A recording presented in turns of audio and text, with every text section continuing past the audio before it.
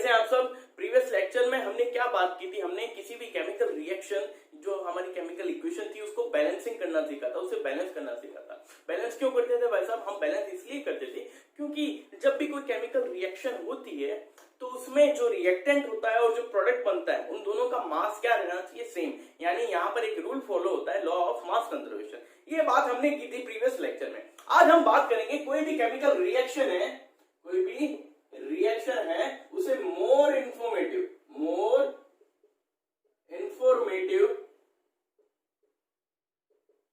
कैसे बनाए, मोर इंफॉर्मेटिव कैसे बनाए। यानी जो इक्वेशन या रिएक्शन जो होगी उसे मोर इंफॉर्मेटिव, एक रिएक्शन के थ्रू हमें क्या क्या बातें पता चलनी चाहिए, उसे पढ़कर अंदाजा लगाना चाहिए, अंदाजा एकदम दिमाग में आ जाना चाहिए पढ़कर, क्या भाई यहाँ पर ये हुई है। फॉर एग्जाम्पल, एक एग्जाम्पल के थ्रू आपको बताऊं, मैंने लिखा C+O2 मिलकर के क्या बना रहे हैं? CO2।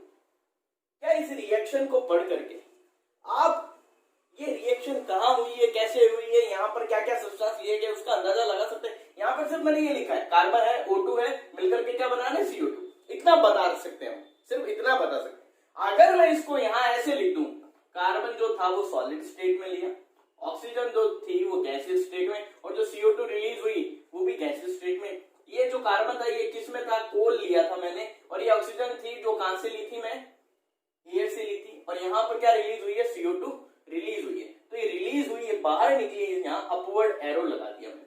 अब यहाँ पर देखो, अब मैं बोल सकता हूँ कोल जो मैंने लिया वो सॉलिड स्टेट में था, ऑक्सीजन जो मैंने ली वो कहां से ली? एयर से।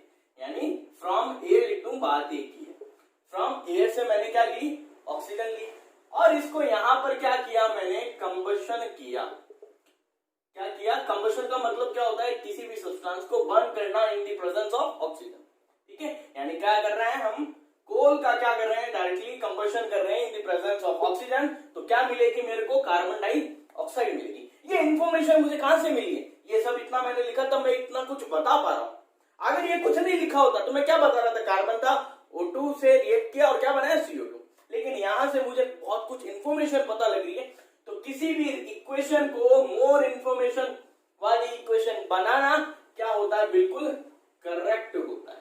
और हमें यही हर इक्वेशन में, इस चैप्टर में हर इक्वेशन जो होगी उसे ज्यादा से ज्यादा इंफॉर्मेशन के साथ वहां पर लिखना होगा, तभी मार्क्स पूरे होंगे, वरना नहीं मिलेंगे। फॉर एग्जाम्पल, अगर मैंने यहां लिखा A+B मिलकर के क्या बना रहे हैं भाई साहब? AB बना रहे हैं।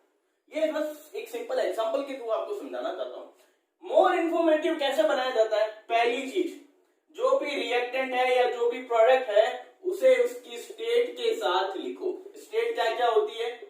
सॉलिड स्टेट होती है, लिक्विड स्टेट होती है, गैसियस स्टेट होती है, और एक और होती है जिसे हम क्या बोलते हैं? Aqueous state. ठीक है, एक्वस स्टेट मैंने आपको बताया था, किसी भी सब्सटेंस को पानी में घोल दो वो उसकी क्या होगी? एक्वस स्टेट होगी। ठीक है, यानी यहाँ जो रिएक्टेंट है और जो प्रोडक्ट है उसे उसकी स्टेट के साथ लिखूंगा तो इंफॉर्मेशन वाली इक्वेशन बनेगी। दूसरी देखो क्या है, अगर कोई रिएक्शन करवाने के लिए मुझे हीट देनी पड़ती है, या जब रिएक्शन कंप्लीट होती है तो हीट रिलीज होती है, खूब सारी अमाउंट में क्या हो? हीट। इसे एग्जांपल से समझो, आपको समझ में आ जाएगा। हीट वाला क्या होता है? टेम्परेचर पे डिपेंडेंट दो टाइप की इक्वेशंस या रिएक्शंस होती हैं। वो रिएक्शन क्या है? एक है एक्सोथर्मिक, क्या है? Exothermic reaction. एक है एंडोथर्मिक रिएक्शन। एक्सोथर्मिक का मतलब जब आफ्टर रिएक्शन जब रिएक्शन कंप्लीट हो तो क्या हो? हीट रिलीज होती हो। क्या हो? हीट रिलीज होती हो। और एंडोथर्मिक मतलब रिएक्शन स्टार्ट करने के लिए, to start the reaction heat absorb. तो दो टाइप की रिएक्शंस होती है, हीट पे डिपेंडेंट। देखो, इन दोनों रिएक्शंस को अगर मैं एग्जांपल से समझाऊं आपको, तो देखो एक एक एग्जांपल्स लेते हैं। यहां पर आपने कभी किसी पॉट में पानी के अंदर, वाटर के अंदर क्या डाला होगा? लाइम डाला होगा, यानी चूना डाला होगा। तो तो यहाँ पर जैसे मैंने बेसिक में भी ये एग्जांपल लिया था, यहाँ पर भी एग्जांपल लेकर के बता रहा हूँ। जैसे हम लाइन डालते हैं तो यहाँ पर क्या निकलती है, बुलबुले बनते हैं यानी गैस रिलीज होती है, और यहाँ पर भाप निकलती है गरम गरम। यानी मैं यहाँ बोल सकता हूँ रिएक्शन कंप्लीट होने के बाद हीट क्या होती है, रिलीज होती है। यानी इस रिएक्शन को करवाने के लिए हीट की जरूरत नहीं है, ये ऑटोमेटिकली हमें क्या देगा, हीट देगा जब रिएक्शन क्या होगी, कंप्लीट। यानी ये किस टाइप की रिएक्शन है, एक्सोथर्मिक। इसे बोलते हैं व्हाइट वॉशिंग रिएक्शन। क्या बोलते हैं, व्हाइट वॉशिंग रिएक्शन। ये कैसे होती है, देखो यहां पर ही लिख दूं मैं, यहां पर कैसे होगा, हमें क्या लेना होगा, CaO यानी लाइन, इसके अंदर मेरे को क्या डालना होगा, वाटर। क्या डालना होगा, वाटर। अब देखो रिएक्शन करना सीखना, वाटर को हमेशा ध्यान रखो, वाटर को मैं ऐसे लिख सकता हूँ H+OH-। कोई भी जो कंपाउंड होता है, कोई भी कंपाउंड हो, उसमें एक प्लस वाला आयन होता है और एक माइनस वाला आयन होता है, तभी वो क्या बनता है, कंपाउंड। और कंपाउंड हमेशा क्या होते हैं, स्टेबल होते हैं, लेकिन आयन अनस्टेबल होते हैं। यहां पर देखो कैल्शियम को तोड़ूं तो कैसे टूटेगा, +2 ऑक्सीजन -2। वाटर को अगर मैंने तोड़ के लिखा तो कैसे तोड़ा, H+OH-।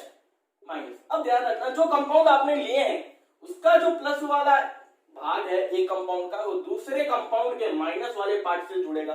तो यहां पर कैल्शियम किससे रिएक्ट करेगा, हाइड्रोक्साइड आयन के साथ। अगर कैल्शियम +2 और हाइड्रोक्साइड आयन आपस में रिएक्ट करें तो ये 2 कहां जाएगा, इधर, ये 1 कहां जाएगा, इधर। तो क्या बनाएगा, कैल्शियम हाइड्रोक्साइड। ये इस तरीके से बनेगा। यानी यहां पर एक जो प्रोडक्ट बनेगा वो क्या है, कैल्शियम हाइड्रोक्साइड। और क्या बचा पीछे, देखो ये क्या है, OH है। क्या है, OH। ये जो OH यहां पर बचा है इसको आप छोड़ दो, ठीक है। अब अगर इसको बैलेंस करो, यहाँ कैल्शियम देखो कितना है, 1, यहाँ कैल्शियम कितना है, 1, यहाँ ऑक्सीजन देखो 1 और 1 2 है रिएक्टेंट में, यहाँ ऑक्सीजन देखो 2 है, ठीक है। ये ब्रैकेट के बाद 2 लिखा है, इसका मतलब ये ऑक्सीजन भी 2 है और हाइड्रोजन भी 2 है, ठीक है। यहाँ हाइड्रोजन देखो 2 है, यहाँ हाइड्रोजन देखो 2 है, इसका मतलब ये बैलेंस हो गई।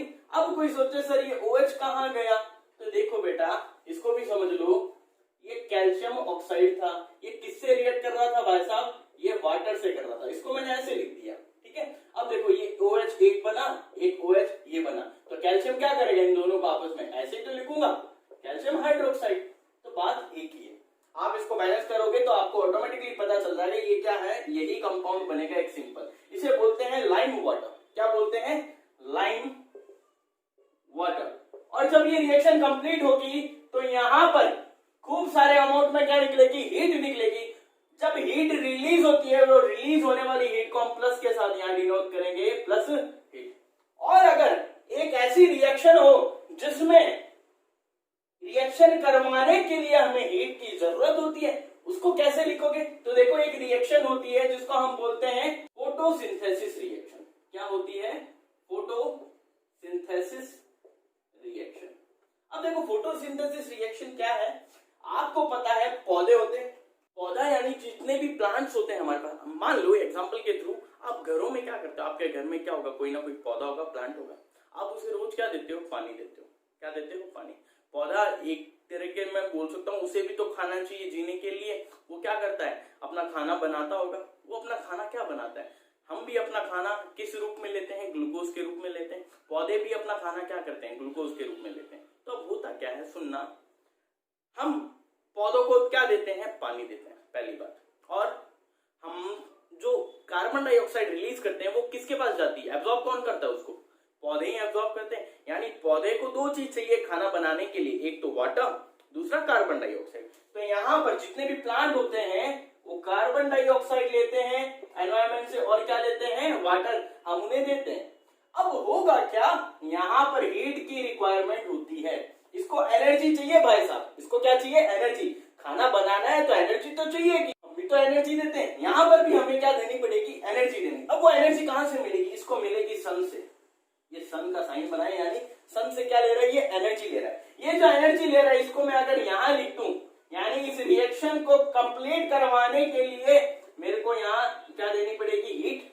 ये हीट वो कहां से लेगा, सन से लेगा। क्या लेगा, सन। अब एक बात इंपॉर्टेंट और यहाँ तीसरा पॉइंट आएगा जो वो मैं यही बता रहा हूं, अगर किसी रिएक्शन को कंप्लीट करवाने के लिए एक ऐसा सब्सटेंस चाहिए जो उस रिएक्शन में कोई इफेक्ट ना करे अपना, यानी जो रिएक्टेंट और जो प्रोडक्ट बन रहा है उस पर अपना कोई इफेक्ट ना दे, बट जो रिएक्शन है उसकी रेट ऑफ रिएक्शन या तो इंक्रीज कर दे या डिक्रीज कर दे। ऐसे सब्सटेंस को क्या बोलते हैं? कैटलिस्ट बोलते हैं। क्या बोलते हैं? कैटलिस्ट। वो जो कैटलिस्ट होगा वो रिएक्टेंट पे कोई इफेक्ट नहीं डालेगा और ना ही प्रोडक्ट पे कोई इफेक्ट डालेगा, बट उनकी रेट ऑफ रिएक्शन क्या कर देगा? इंक्रीज। यानी जो रिएक्शन हो रही है, जो 5 मिनट में होने वाली रिएक्शन है, हो सकता है उसको 10 मिनट में करवा दे, हो सकता है उसको 1 सेकंड में करवा दे। बात आई समझ में? ऐसे सब्सटेंस को क्या बोलते हैं? कैटलिस्ट बोलते हैं। अगर किसी रिएक्शन में कोई कैटलिस्ट यूज हो रहा है तो उसे आप कहां लिखोगे? Side of above, side of arrow, यानी एरो के ऊपर या नीचे, अबव और बिलो लिख दूं तो बात एक ही है। अबव और बिलो साइड ऑफ एरो लिखना पड़ेगा। यानी यहां पर जब ये रिएक्शन होगी, यानी पौधे जब अपना खाना बनाएंगे तो क्या लेंगे? बाहर से कार्बन डाइऑक्साइड, वाटर, और सन से क्या लेंगे? एनर्जी या हीट लेंगे। और यहां पर एक कैटलिस्ट यूज होगा जो प्लांट के अंदर ही प्रेजेंट होता है, जिसको हम बोलते हैं क्लोरोफिल। क्या बोलते हैं? क्लोरोफिल। इसकी प्रेजेंस में ये क्या बनाएंगे? अपना खाना। खाना क्या बनेगा? ग्लूकोज। ग्लूकोज का फॉर्मूला होता है C6H12O6। और हमें प्लांट्स क्या देते हैं? ऑक्सीजन देते हैं। तो यहां पर क्या बनेगी भाई साहब? एक ऑक्सीजन और बनेगी। अब इसको बात आती है बैलेंस करने की। देखो यहाँ कार्बन देखो 1 है, यहाँ कार्बन देखो क्या है? 6 है। यहाँ 6 है, यहाँ 1 है, 9 इंसाफी है। मैं यहाँ पर 6 की मल्टीप्लाई कर दूं। जैसे ही मैंने 6 की मल्टीप्लाई की, कार्बन तो 6 हो गया। अब आगे चलो, यहाँ हाइड्रोजन 12 है, यहाँ हाइड्रोजन कितने हैं? 2 है भाई साहब, 2 है और वहां 12 है। इसे 12 बनाने के लिए 6 की मल्टीप्लाई कर दूं। यहाँ सिंपल बात, 6 2 12 हाइड्रोजन हो गए। अब बात किसकी आती है? ऑक्सीजन की। ऑक्सीजन देखो रिएक्टेंट में कितना है? 6 2 12 और ये 6 कितने हुए? 18। यहां पर 18 है और वहां पर कितने हैं? सिर्फ 8 है। 6 ये रे, 2 वो रे। अब देखो 6 ये रे, 2 ये है। अगर यहाँ 6 के मल्टीप्लाई कर दूं तो ये कितने हो गए? 6 2 12, 12 प्लस 6 18। तो ये पूरी रिएक्शन क्या होगी? बैलेंस होगी। तो इस टाइप की रिएक्शन, ये जो फोटोसिंथेसिस रिएक्शन थी, इसमें हीट की रिक्वायरमेंट थी स्टार्ट करने के लिए रिएक्शन को। तो यहां पर इसने क्या की? हीट को या एनर्जी को इसने क्या किया है? एब्जॉर्ब किया है। तो इस टाइप की रिएक्शन को क्या बोलते हैं भाई साहब? Endothermic reaction. और इस टाइप की रिएक्शन को क्या बोल दिया हमने? Exothermic reaction.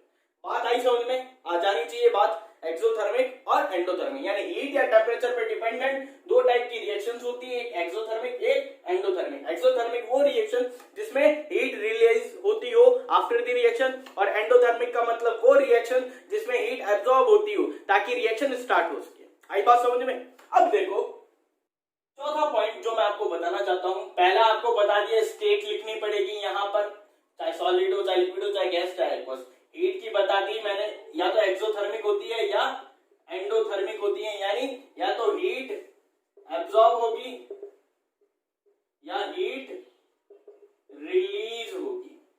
अगर हीट एब्जॉर्ब होती है, हीट एब्जॉर्ब हो रही है, तो उसे हम क्या लिखेंगे? एरो से पहले, यानी before the arrow. Before the arrow हम क्या लिखेंगे? हीट लिखेंगे। लेकिन जब हीट रिलीज होती हो तो हम क्या लिखेंगे?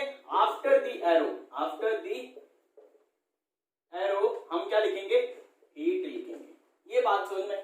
अब चौथी बात जो मैं आपको बताना चाहता हूं, तीसरा पॉइंट कैटलिस्ट के बारे में मैंने बता दिया। चौथा पॉइंट, अगर किसी प्रेशर पे मान लो कोई रिएक्शन है जो 2 atmospheric pressure, 1 atmospheric pressure, 10 atmospheric, यानी किसी रिएक्शन को करवाने के लिए अगर हम उस पर प्रेशर अप्लाई करते हैं तो उस रिएक्शन के लिए मुझे प्रेशर भी वहां लिखना पड़ेगा। यानी मैं बोल सकता हूं कंडीशंस लिखनी पड़ेगी कि भाई साहब किस कंडीशन में वो रिएक्शन हो रही है, यानी प्रेशर क्या है। ठीक है, जब प्रेशर हम लिखेंगे, चाहे वो कितनी वैल्यू हो, 2 हो, 10 हो, कितनी भी हो, वहां पर हम लिखेंगे एटीएम प्रेशर। क्या लिखेंगे? एटमॉस्फेरिक प्रेशर लिखेंगे। तो ये था अपना किसी भी केमिकल इक्वेशन को मोर इंफॉर्मेटिव कैसे बनाया जा सकता है। देखो यहां पर सिर्फ मैंने आपको चीजें समझाई हैं, रिएक्शंस खूब सारी आएंगी। हम जो नेक्स्ट लेक्चर में बात करेंगे, हम टाइप्स ऑफ रिएक्शंस की बात करेंगे कि कितने टाइप्स की रिएक्शन। अगर आप एक बार वो समझ जाओ तो मैं आपको खूब सारी रिएक्शंस कराऊंगा और किस टाइप के क्वेश्चंस आते हैं आपके सीबीएसई बोर्ड में वो भी आपको बताऊंगा। और उसी टाइप से आपको सारे क्वेश्चंस कराऊंगा। आपके 1 to 1 क्या होंगे, क्वेश्चन क्लिक होंगे। बात समझना, यहां पर आपको सिर्फ चीजों को समझना है, सिर्फ क्या करना है, समझना है, और साथ साथ में रफ कॉपी के अंदर नोट करते चलना कि क्या क्या हो रहा है। अभी जो जो चीजें मैंने समझाई है उसको आप खुद समझ करके रफ कॉपी में लिखो। नोट्स आपको मिल जाएंगे, नोट्स की टेंशन मत लो, किताबें पढ़ी हैं, खूब सारी नोट्स भरा दूंगा मैं, लेकिन उससे कोई मतलब नहीं है जब तक दिमाग में बैठे नहीं बात और क्वेश्चन ना सोल्व हो आपसे, क्योंकि क्वेश्चन पेचीदा आएंगे, मैं आपको क्वेश्चन करके बताऊंगा यहां पर। तो आज हम सिर्फ इतना ही करेंगे, जो अपना क्या था, इंफॉर्मेटिव इक्वेशन को कैसे बनाया जा सकता है। नेक्स्ट लेक्चर में हम बात करेंगे किसकी, टाइप्स ऑफ केमिकल रिएक्शंस की। तब तक के लिए बाय बाय।